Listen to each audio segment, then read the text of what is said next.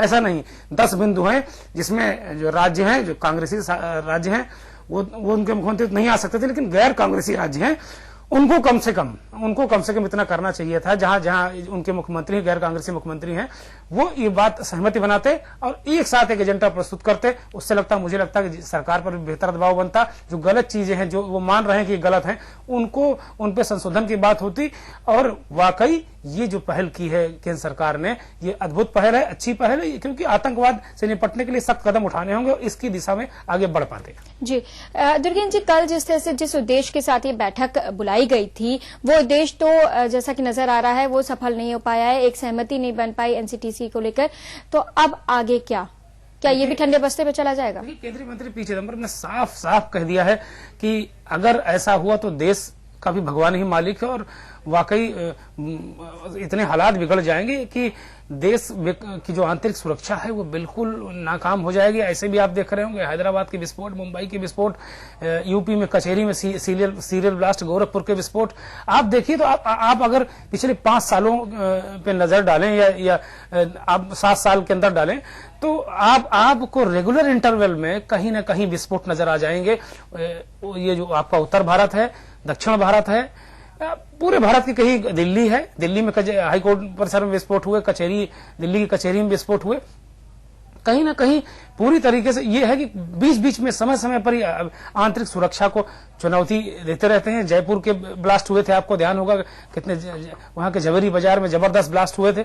इसी तरीके से तमाम जो मुंबई में आपको ध्यान ही कि कितनी तरीके से लगातार वहां कुछ ना कुछ हो रहा है। हैदराबाद में लगातार कुछ हो रहा है। बनारस के संकट मोचन मंदिर में विस्फोट हुए। तो मतलब कुल मिलाकर आतंकवाद और अभी हाल में जो नक्सली हमला हुआ, ये सबके सामने है। तो आतंकवाद, नक्सलवाद, जो जितनी बाहरी ताकतें हैं जो सीमा पर हमसे नहीं लड़ पा रही हैं, वो अंदर अस्थिरता फैला रही हैं। तो अब कहीं ना कहीं इन घटनाओं को लेकर ऐसा नहीं है कि अब ये घटनाएं एक अभी हो गई, 10 साल बाद हो रही, तो हमें फिक्र करने की जरूरत नहीं है। हो सकता है कि बैठक हो रही, कहीं कुछ हो जाए। तो वाकई ये गंभीर मसला है। मैं फिर कहूंगा कि बिना किसी राजनीति के, बिना किसी राग द्वेष के, इसमें सबको एकजुट होकर, एक साथ आकर, एक साथ मिलाकर कम से कम देश को कम से कम सोचना चाहिए। और मैं भी यही राजनीतिक दलों से कहूंगा कि भैया देश से बढ़कर कुछ नहीं है। देश है तभी आपकी राजनीति है, तभी आपकी नेतागिरी है, और इसको एक सकारात्मक और सार्थक पहल की जरूरत है। जी सही कहा दुर्गेश जी आपने, देश से बड़ा कुछ भी नहीं है। लेकिन यहाँ पे जिस तरह से अलग अलग राजनीतिक दल के मुख्यमंत्रियों ने अपने भाषण दिए हैं, अपनी टिप्पणी की है, उस तरह से उसमें तो यही साफ नजर आ रहा है कि राजनीति उनके लिए ज्यादा अहमियत रखती है, ना कि देश। कल आंतरिक सुरक्षा को लेकर एक दिल्ली में बैठक हुई थी, उसमें गैर कांग्रेसी मुख्यमंत्रियों ने एनसीटीसी को पूरी तरह से नकार दिया है। वित्त मंत्री का कहना है कि इसकी कीमत देश को चुकानी पड़ेगी। फिलहाल यहां पर रुकेंगे एक छोटे से ब्रेक के लिए, जल्द होगी वापसी।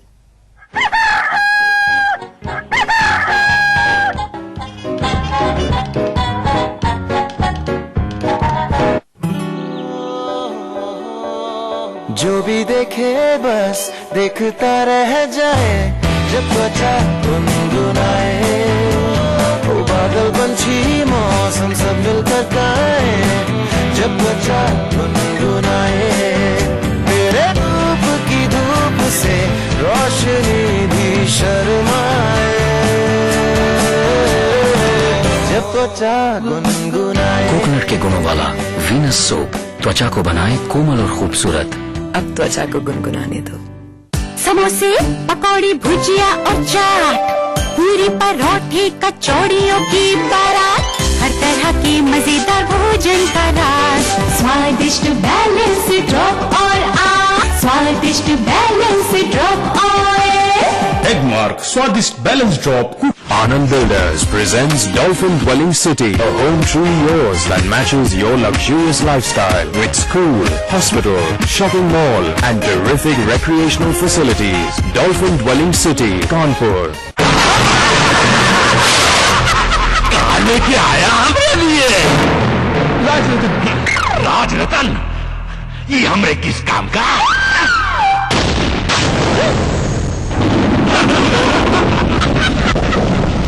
अरे जिंदगी के रंग राजरतन के संग, भैया राजरतन के संग। राजरतन की तरह हमारा प्रयास, आपका विश्वास, राजरतन। शाम धूप की बात निराली, घर में फैला है खुशहाली, पल में महकाए घर सारा, बहती जाए अमृत धारा।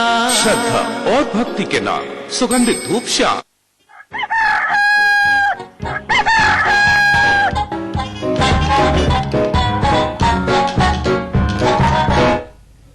$100 करोड़ से ज्यादा निवेश करने वाले उद्यमियों को सहूलियत देने का अखिलेश सरकार ने अपना मन बना लिया है। इसकी नीति तय करने के लिए कैबिनेट ने अब नए सिरे से 5 मंत्रियों का समूह GOM गठित करने का फैसला किया है। इस समूह में चिकित्सा और परिवार कल्याण मंत्री अहमद हसन, कृषि मंत्री आनंद सिंह, पंचायती राज मंत्री बलराम यादव, खाद्य और रसद मंत्री राजेंद्र चौधरी और वस्त्रोद्योग मंत्री शिव कुमार बेरिया शामिल होंगे।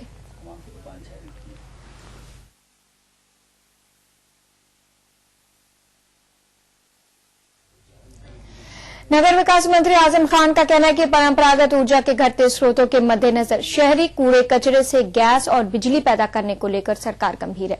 विधान भवन में अपने कार्यालय में मंत्री ने इस योजना से संबंधित कंपनी के मुख्य अधिशासी अधिकारी बर्नार्ड स्मिथ के नेतृत्व में आए एक प्रतिनिधि मंडल से इस संबंध में विचार से चर्चा की। आजम ने शहरी कूड़े कचरे से ऊर्जा पैदा करने के लिए ऐसी तकनीक में दिलचस्पी दिखाई जिसमें कूड़े कचरे का अधिकतर भाग ऊर्जा उत्पादन की प्रक्रिया में इस्तेमाल हो जाए और पर्यावरण पर भी इसका असर न पड़े।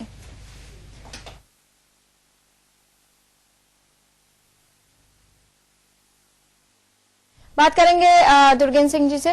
दुर्गेन्द्र जी, एक अच्छी पहल यूपी सरकार की तरफ से है ये? तो देखो, इस तरह की पहल पहले भी होती रही है। आपको बता दें कि उत्तर प्रदेश की अगर हम बात करें तो सबसे ज्यादा कूड़ा कानपुर शहर में निकलता है। 1500 से 1700 टन प्रतिदिन कूड़ा निकलता है और ये तीज त्योहारों में काफी 2000 टन तक हो जाता है। और मैं बता दूं कि इसके लिए यहाँ बाकायदे एक सॉलिड वेस्ट मैनेजमेंट प्लान जो JNURM के तहत एक यहाँ बना था।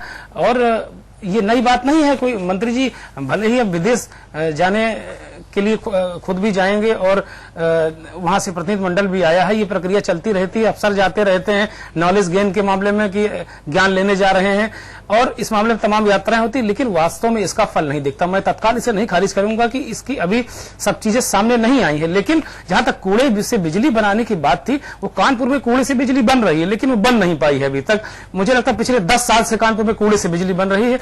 बिजली तो यहाँ नहीं बनी, लेकिन लोग तबाह हो गए। बिजली बनाने के जो कूड़ा इकट्ठा किया जाना चाहिए, मैं आपको बता दूं कि कम से कम 3 से 4 किलोमीटर का एरिया है, वहां रहने वाले लोग त्राही त्राही कर रहे हैं, तबाह हो रहे हैं, जीना मुहाल हो गया है, बदबू इतनी भरी हो क्योंकि प्रोजेक्ट चला नहीं, कूड़ा डंप हो गया। हालात यह है कि करीब 100 करोड़ रुपया JNURM से लेके एक कंपनी जो A to Z कंपनी है, जिसका काम कानपुर से कूड़ा उठाकर वहां तक ले जाना था और उसमें प्लाईवुड की बात करें, कूड़े से बनी ईंटों की बात करें, ये सारे प्रोजेक्ट थे। 5 साल पहले MOU साइन करके वो कंपनी यहाँ आई और उसने काम शुरू किया। बिजली आज तक वो नहीं बना पाए, वो प्रोजेक्ट नहीं लगा पाए। MOU में बाकायदे था कि वो कूड़े से बिजली बनाएंगे, लेकिन अभी तक कोई पहल नहीं हुई। तो मुझे लगता है कि जो भी कदम उठा ये अच्छी पहल है कि कम से कम जो एक समस्या है, कूड़ा सबसे बड़ी समस्या है महानगरों को, जो 20 से 30 लाख आबादी या से ऊपर की आबादी वाले महानगर हैं, उनके लिए बहुत बड़ी समस्या। लखनऊ, कानपुर, मेरठ, बरेली, गाजियाबाद, इन शहरों के लिए कूड़ा एक इतनी समस्या है कि मतलब बहुत ही मुश्किल है इसका मैनेजमेंट करना।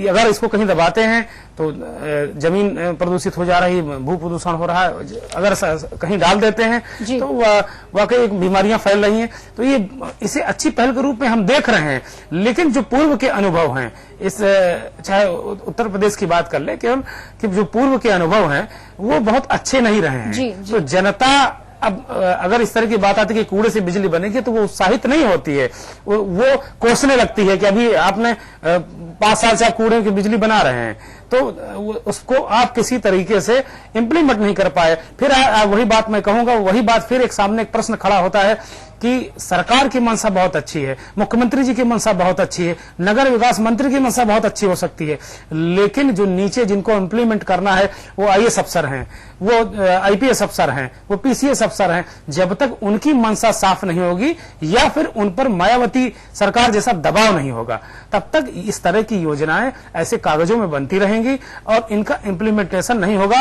अगर आरटीआई में पूछा जाएगा तो पता चलेगा कि ये भी एक बहुत बड़ा घोटाला निकला। तो पूर्व के जितने योजनाएं हैं अगर एक एक करके आप देख लीजिए, अगर उन पर आप आरटीआई से मांग लीजिए तो जितनी महत्वाकांक्षी योजनाएं हैं ये उन पर कहीं ना कहीं आपको लंबे घपले मिलेंगे। कोई योजना आती है, अफसर झपट पड़ते हैं और उसका हास्य जनता के सामने है। जी जी, तो जो मंशा है वो सरकार की अच्छी है, लेकिन यहाँ पे जरूरत ये है सरकार के लिए कि वो पहले अपने घर को देखे, जो घर में समस्या है उससे निपटे, फिर वो बाहर की तरफ का रुख करे। फिलहाल यूपी में बढ़ी बिजली दरों पर छिड़ी जंग शांत होने का नाम नहीं ले रही है। सरकार के खिलाफ लगातार विरोध कर रही बीजेपी ने तीसरे दिन भी अपना प्रदर्शन जारी रखा। मुजफ्फरनगर में कार्यकर्ताओं ने सरकार विरोधी नारेबाजी लगाते हुए मुख्यमंत्री का पुतला जलाया, जिसको लेकर कार्यकर्ताओं और पुलिस के बीच तीखी नोकझोंक भी हुई।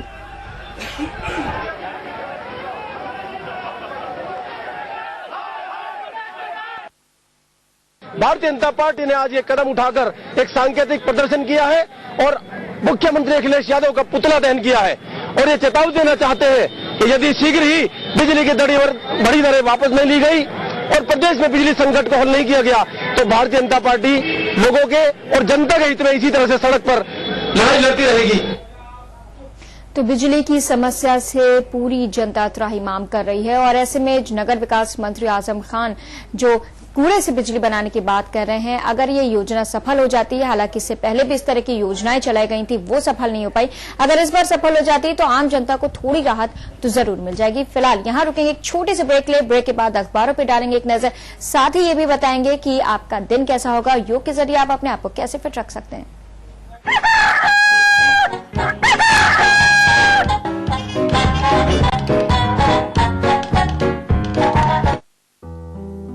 Knowledge is what we gain. Discipline is what we follow. Motivation is what we get. Attitude is what we are. We are KDMA. Raghu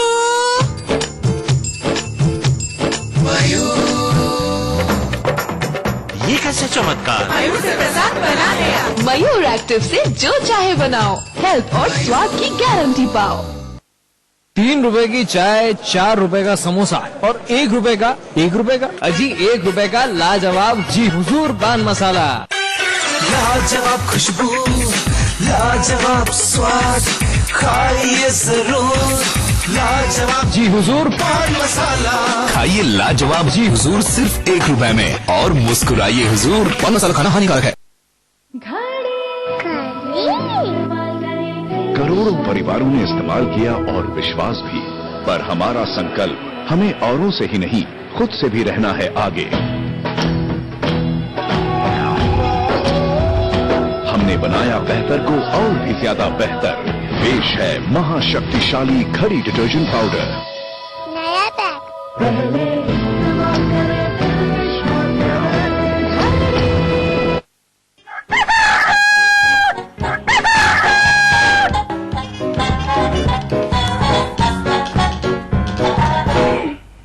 break के बाद के मॉर्निंग में आपका स्वागत है। कृषि राज्य मंत्री समेत प्रदेश के कई विधायकों को चहेती बनी एक प्रतिबंधित संस्था फर्जी पते पर चल रही थी।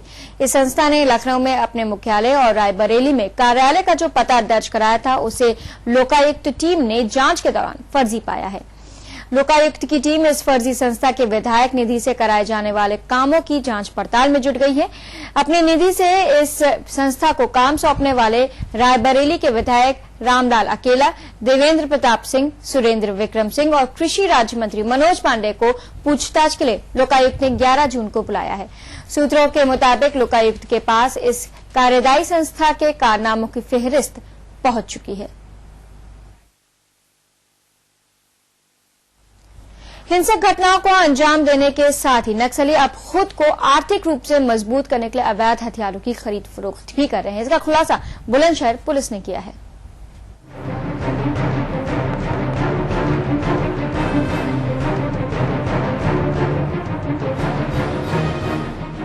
बुलंदशहर के एसएसपी ऑफिस में खड़े ये तीनों बदमाश अवैध हथियारों के बड़े सौदागर हैं और इनको हथियार सप्लाई करने वाले कोई मामूली बदमाश नहीं बल्कि देश में आतंक फैला रहे नक्सली हैं। बुलंदशहर के एसएसपी की टेबल पर आप जो पिस्टल देख रहे हैं वो इन्हीं नक्सलियों की सौगात है। अपनी आर्थिक मजबूती के लिए नक्सली मध्य प्रदेश और छत्तीसगढ़